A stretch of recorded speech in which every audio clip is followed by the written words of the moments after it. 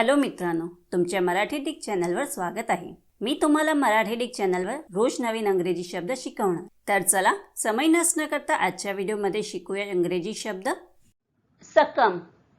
सकमचा मराठी अर्थ बळी पडणे, अधीन होणे, वश होणे, मरणे, शरण जाणे, शरणागती पत्करणे, नमणे, हात टेकणे, दबणे, वाकणे किंवा मान तुकविणे होत आहे।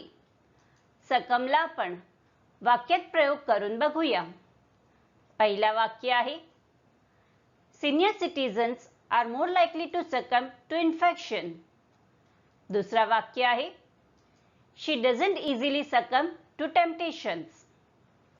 तिसरा वाक्य आहे, the minister said his country would never succumb to pressure.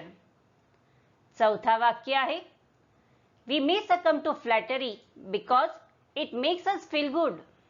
Friends, व्हिडिओला लाईक, शेअर आणि कमेंट करायला विसरू नका आणि चॅनलला सबस्क्राईब करा। Thank you.